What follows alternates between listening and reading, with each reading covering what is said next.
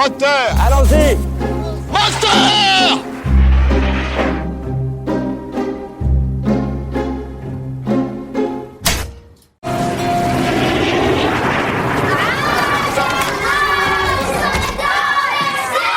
طلعوا كتبكم صار الوقت. المميز اللي راح يكون يجيب لنا الكيكه مال الاحتفاليه راح يكون لميعه احمد نايف. نعم أستاذ. Bien, écoutez, vous avez compris que c'est un film qui n'est pas français. Et en effet, c'est un film irakien. Et franchement, c'est la première fois pour ma part que je voyais un film irakien. Et je ne le regrette pas. Et je vais vous expliquer pourquoi il faut aller voir Le Gâteau du Président, le film de Hassan Hadi, qui est donc un Irakien. Alors, c'est un premier film. Et ce film a d'ailleurs été récompensé à Cannes. Bon, et franchement, c'est mérité.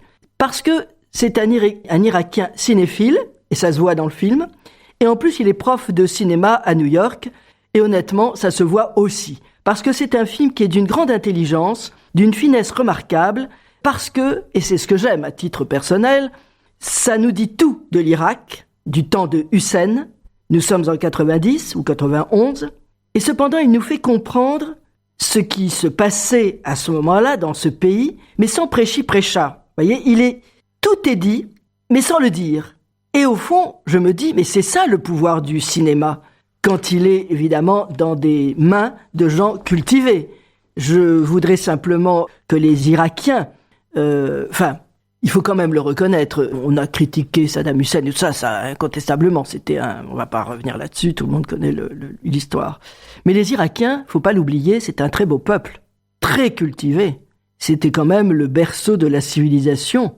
Le début de l'écriture, c'était entre le Tigre et l'Euphrate, c'est la Mésopotamie, c'est tout ça. Donc je veux dire, faut pas l'oublier, quoi. Voilà. Ce sont des gens qui viennent de loin et d'une civilisation extrêmement cultivée. Alors, Le Gâteau du Président, c'est très réussi parce que ce film est remarquable, je vais vous le dire tout simplement, par l'écriture du scénario, c'est très bien fait, par ses images, superbes, sa lumière, ses décors, ces non-acteurs qui sont extrêmement crédibles, parce que tous, ce sont des jeunes Irakiens qu'il a trouvés, son montage, sa musique, ses notes, et il y a quelques musiques, mais très peu, mais surtout une ambiance sonore, tout ce qui est la partie son est très très bien faite également.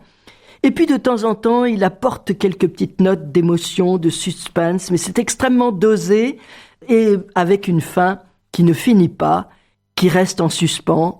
On sent bien que, on le sait, nous sommes en 91, on sait ce qui s'est passé après, la lutte est encore très longue et le chemin est encore très long. Et tout ça est dit, mais dans un silence un peu admiratif. Alors, plongeons dans ce film qui est au fond, c'est un peu l'histoire du chaperon rouge. Parce que d'abord, là, c'est l'histoire de la jeune Lamia, qui est magnifique, pourtant elle n'est pas comédienne, mais elle est sensible, elle est belle comme tout, quoi, c'est magnifique. Elle est en robe rouge et elle vit avec sa grand-mère Bibi. Et évidemment, il y a un grand méchant loup, puisque c'est le petit chaperon rouge, le grand méchant loup. Je dois dire même qu'il n'y en a pas qu'un, il y en a plusieurs. J'ai même l'impression que tous les hommes sont pas tellement montrés sur leur meilleur jour. Ou alors c'est une catastrophe. Bon, à part celui quand même, donc parlons de celui qui est un peu exceptionnel, il conduit un taxi, c'est lui qui va accompagner Bibi. Bibi, c'est la grand-mère, à l'hôpital, qui va retrouver le coq, parce qu'il se trouve que Lamia se promène toujours avec son animal favori, son doudou en quelque sorte, c'est un coq magnifique. Et on y reviendra parce que c'est très important, parce que il a un rôle, à mon avis, le coq, là il faut qu'il ait la Palme d'Or, ou en tout cas un Oscar, parce qu'il joue très très bien. Et donc c'est grâce à ce coq que les choses vont s'organiser autour de ce coq, voilà. Et donc je parlais de cet homme qui tient un taxi, qui fait effectivement, il est un peu il négocie, il s'interpose, il est bienveillant, il fait avancer les événements. Et quand on lui demande ce qu'il fait, il est comique. C'est-à-dire, il se présente en disant tout simplement « je fais rire ou pleurer les gens ». Voilà, c'est donc un artiste. Et il conduit un taxi, c'est dire, vous voyez, c'est intéressant aussi. C'est lui qui mène les gens d'un point à un autre. Et il dit qu'il est aussi le facteur. Enfin, voilà. Et donc, il a un rôle extrêmement important. Je pense que c'est un clin d'œil de la part du réalisateur, sans doute, pour souligner le rôle de l'artiste dans les sociétés. Oui, le rôle, mais évidemment, à une condition, c'est qu'il soit l'artiste bienveillant et surtout qu'il ne nous impose rien. Qu'il donne un point de vue et qu'il donne à réfléchir. Alors on notera aussi que la petite Lamia dans ce film, n'a pas de voile. Sauf quand elle va prier dans la mosquée, ce qui est à peu près normal. En revanche, dans sa classe, il y a d'autres gamines qui ont un voile. Mais là, je ferai aucun commentaire. Mais tout ça est finement fait. Parce que quand elle va prier, elle met son voile sur la tête, une jolie en dentelle blanche, bon. Elle le fait très consciencieusement parce qu'elle a commis une faute, elle a volé. Enfin bon, c'est pas grave ici, mais bon, voilà. Mais malheureusement, c'est là que c'est intéressant aussi. Là encore, on fait aucun commentaire, mais on constate dans le film.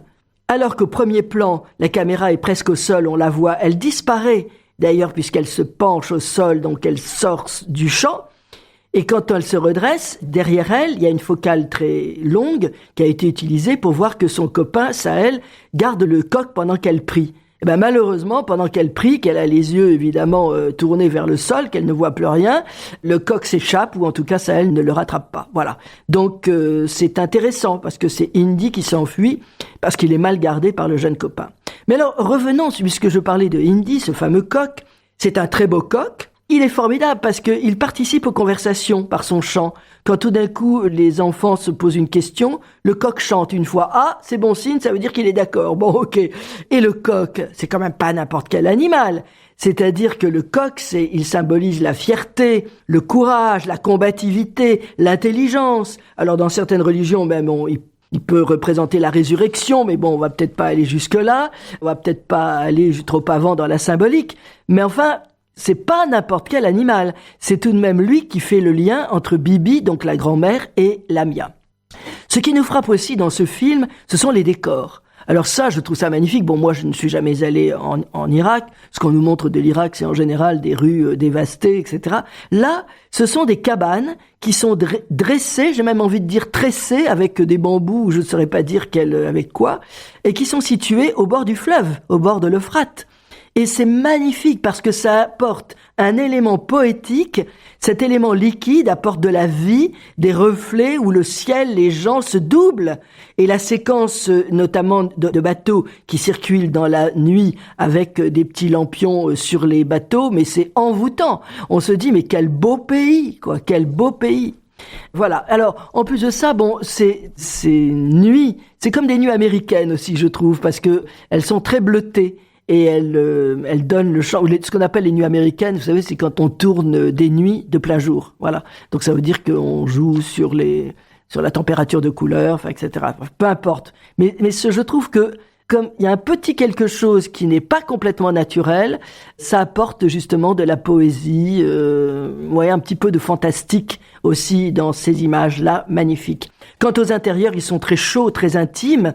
Et même, j'ai constaté que la séquence où Lamia suit, parce qu'il lui faut des ingrédients pour faire le gâteau, enfin on y reviendra, elle suit un homme qui est pas très catholique, on va dire, mais ça vous me direz qu'en Irak c'est normal, mais bon, voilà, et donc elle sent qu'il y a un piège et donc elle fait demi-tour, mais là aussi c'est intéressant parce que c'est de plus en plus obscur, une salle obscure, alors il lui dit qu'il va aller au cinéma, bon, non, le cinéma n'est pas dangereux, c'est plutôt les gens qui vous y amènent et qu'il faut jamais suivre vraiment, voilà.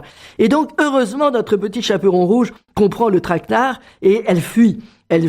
Et dans sa fuite, elle va être recueillie par la police. C'est ça qui est très intéressant aussi dans le scénario. C'est que finalement, parce qu'elle tombe dans les mains de la police, qui l'amène au commissariat, et ben justement, comme sa grand-mère l'a cherchée puisqu'elle s'était déjà enfuie, Lamia, elle sent les trucs. À un moment, sa grand-mère est très fatiguée et dit, elle l'amène à la police en disant, et chez une amie, en disant, non, je vais pas pouvoir m'en occuper longtemps. Et donc, Lamia, dès qu'elle entend ça, elle fuit. Voilà. Elle fuit tout comment dire, c'est quelqu'un de très combatif. Elle est comme son coq, d'une certaine façon, Indy. Alors, dans ce film, il y a aussi des lieux très précis. La police, donc je vous en ai parlé. Il y a l'hôpital. Ça, c'est très intéressant. Puis il y a l'école, évidemment. L'école, on va y revenir. L'hôpital, c'est intéressant aussi parce que quand sa grand-mère est pas bien, notre comique qui était taximan l'amène à l'hôpital. Et là, il y a vous voyez, rien n'est dit, mais la guerre n'est pas visible, mais elle est omniprésente parce qu'il y a des soldats qui sont en piteux état parce qu'ils ont été flingués par les Américains. Donc la guerre y est, quoi. Voilà. Et en même temps, vous avez entendu tout à l'heure dans le début de l'émission un bruit. Ce sont les avions américains qui passent au-dessus de l'Irak. Hein, voilà. Donc alors Saddam Hussein, bien évidemment, il est vu à la fin, mais en archive. il est en train de couper ce fameux gâteau, parce que c'est une histoire vraie. C'est son anniversaire et il demande donc qu'on lui amène des gâteaux. Et donc, en revanche, là aussi, un peu comme la guerre, on peut pas dire qu'il soit très présent, mais il est pourtant omniprésent. C'est-à-dire qu'il est peint sur tous les murs, les enfants sont toujours en train de chanter à sa gloire. Il y a des défilés à la gloire, notamment avec des prières « Longue vie à Hussein, longue vie à Hussein » ou alors « Nous nous sacrifions pour toi, Saddam », enfin, etc., etc. Il y a des défilés pour son anniversaire. Enfin bon, on n'arrête pas. Au fond, il est omniprésent sans être vu véritablement. Et c'est pour ça que je trouve que c'est assez subtil. Alors, cette histoire de gâteau aussi, ça paraît une bonne idée, ça paraît sympathique. On pourrait penser « Oh ben oui, bon, voilà ». Non, c'est une vacherie, parce que c'est une façon aussi d'humilier la population. Parce que, d'abord, on tire au sort les enfants qui seront obligés de, ce jour-là, soit nettoyer, je sais pas quoi, les écuries, soit faire le gâteau, soit amener des fruits, etc., etc. Et c'est compliqué. Parce qu'un gâteau, pour faire un gâteau, justement, on parle de tous les ingrédients. Il faut de la farine, il faut de la levure, il faut des œufs, il faut, etc., etc. Et ça a un coût. Ça a un coût. Et donc, Lamia, avec sa mamie, enfin Bibi, ils sont obligés de vendre des objets pour pouvoir acheter les ingrédients utiles pour la fameuse confection du gâteau. Et alors, dans ce chemin de croix, oui, on peut dire ce chemin de croix de Lamia, que va suivre Lamia, eh bien, on rencontre la société, et là, c'est très bien fait, parce que la société irakienne de cette période, c'est pas très joli. Voilà. Donc, notamment, enfin bon, ceci dit, des gens qu'on rencontre en Irak, qu'on doit pouvoir en rencontrer dans tous les pays aujourd'hui. Mais bon, notamment, il y a un épicier, une horreur, qui veut absolument, excusez-moi du terme, enfin, qui, on va dire, baise, hein, excusez-moi, une femme enceinte, et donc, du coup, ça l'a fait accoucher. Enfin, vous voyez, je me suis dit, oulala, quand on a commencé la séquence comme ça, je me suis dit, ça va être chaud, là. Mais non, c'est fait, voilà. C'est à la fois grotesque et bon. Voilà. Après, alors, on retrouve toute la société, c'est-à-dire que vous avez donc des gens, mais des ordures. Hein. Il y a le troc, il y a le vol, il y a le bakchiche, il y a le mensonge, il y a les faux billets, il y a des prédateurs. Enfin, bon, voilà, c'est vraiment du beau monde, si vous voyez ce que je veux dire. Et donc, le film aussi est construit en montage parallèle, c'est-à-dire on est soit avec Bibi, c'est-à-dire la grand-mère qui cherche sa petite fille, soit Lamia qui, elle, cherche des ingrédients pour faire le gâteau. Et donc, c'est monté en parallèle, ça apporte un peu de dynamisme. Et puis, les décors de la ville sont magnifiques, notamment à un moment quand Indy, je vous l'ai dit, a disparu, Lamia, avec son petit copain, le recherche. Il monte sur une terrasse où il y a des marabouts, une espèce de dôme qui domine les tombeaux des sages. Moi, ça m'a rappelé mon enfance parce que on montait sur les marabouts pour voir la mer à la Méditerranée, voilà, si la journée allait être avec des moutons ou pas. Enfin, les marabouts, c'est quelque chose d'assez magnifique. Et donc, c'est après, d'ailleurs, qu'il me semble que d'une façon tout à fait originale, passe. Alors là, c'est assez insolite, mais c'est quand même, le plan est suffisamment présent pour que ça ne passe pas inaperçu. Passe dans les rues d'Irak un ballon rouge. Alors, je suis assez étonné, évidemment, mais il me semble que c'est un clin d'œil au Ballon Rouge, le film de Albert Lamoris, qui a été réalisé en 1956. L'histoire de ce ballon avec une forte personnalité et qui est dans les mains d'un jeune garçon. Et donc, ce film, je me suis dit, ça veut dire que le réalisateur a vu le film. Il a certainement fait des études qui lui ont permis de voir ce film. Et ça, ce film, Le Ballon Rouge, ça appartient à cette école française de réalisme magique. Et je trouve qu'en effet, le film de Hassam, je voudrais pas écorcher son nom, Hassan Hadi, enfin, il y a un H. Oui, je trouve qu'il s'inspire beaucoup de ce réalisme magique. Voilà. C'est ça. Le réalisme magique existe un petit peu dans son film. Alors, c'est un film aussi où la mort est présente avec Bibi, qui évoque un peu la fin d'un passé, mais d'un passé qui est salué. C'est-à-dire que même du temps en 91, de Saddam Hussein, il n'y a pas de mépris pour le passé. Parce que quand il passe au checkpoint, quand le cadavre, parce que bon, je veux dire, c'est pas un scoop, mais Bibi va mourir, évidemment, et donc dans son sarcophage, on l'a fait passer un checkpoint, les militaires qui sont là saluent. Vous voyez ? C'est Fatima, la défunte Fatima, est honorée. Et c'est là qu'il y a ce fameux défilé sur l'eau, sur l'Euphrate ou le Tibre, je ne sais plus, mais enfin c'est peut-être l'Euphrate plutôt, et qui est, mais c'est sublime, quoi. C'est envoûtant, Voilà. Alors, le jour de l'anniversaire arrive, le gâteau finit par être fait. Là, je vais pas vous raconter toutes les histoires. Et donc, c'est le professeur qui va goûter le gâteau. Par chance, le gâteau est bon, donc tout va bien, et ça veut dire que Lamia est applaudie. Mais on sent bien que la vie n'est pas... ça continue. Et que le dictateur est là, donc c'est là qu'il y a la photo d'archives, où il est en train de couper, et c'est un homme complètement indifférent à tout. Il coupe son gâteau, il est indifférent à son pays, à son peuple. Et en même temps, la dernière image, c'est quand même l'image de Lamia, avec un visage qui... Elle a compris. Elle, comme c'est une enfant qui a le sens, qui ressent plein de choses. Donc, elle sait qu'il faut se méfier de tout ça et de l'eau qui dort, évidemment. Donc, voilà donc un film irakien, vous l'avez compris, qui pourrait peut-être, moi c'est ce que je souhaite, puisque c'est quand même ça qui est dit, c'est le côté artiste. Le cinéma a un pouvoir extraordinaire.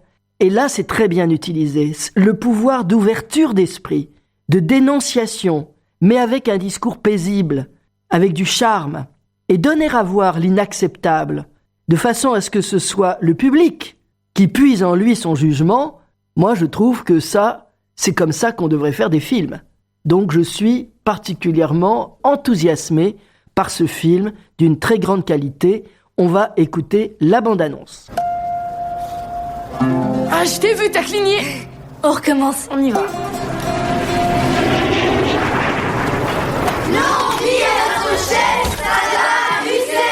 On va faire le tirage au sort. L'élève qui aura le grand honneur d'apporter un beau gâteau d'anniversaire. Cette année, ce sera Lamia Ahmet Nayef. Très bien, monsieur. Dis-moi, Bibi, t'es fâché contre moi? Le gâteau, tu l'oublies, ma chérie. Il a dit que même un petit gâteau suffirait. Et l'argent, je le trouve où? Je cherche ma petite fille qui a disparu. Tu veux pas qu'on fasse équipe tous les deux? Voilà notre liste de courses. 3 œufs pour la fertilité. 1 kilo de farine pour la vie. 1 livre de sucre pour une vie douce. Et de la levure chimique pour un gâteau moelleux. Attrapez-moi ce gamin! Saïd! J'aurais dû écouter les gens, tu portes malheur, même ton père a été arrêté. Lui, il est encore en vie.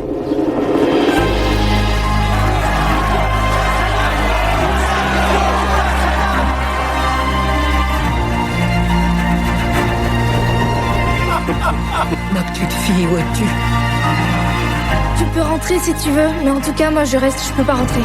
Pourquoi? Je suis obligée de faire ce gâteau. J'adorerais être le président. J'ordonnerais qu'on livre tous les gâteaux du monde à mon palais. Voilà, donc bande-annonce en français, évidemment. Bon, voilà, comme ça, vous avez tout compris. Mais ce qui est intéressant aussi, c'est que les enfants restent des enfants, avec tous leurs ressentis. Mais, voyez, par exemple, quand il dit au début, tu clignes, c'est un jeu que vous avez certainement fait, que tout le monde a fait. On se regarde dans les yeux comme ça, et le premier qui cligne les yeux, il a perdu.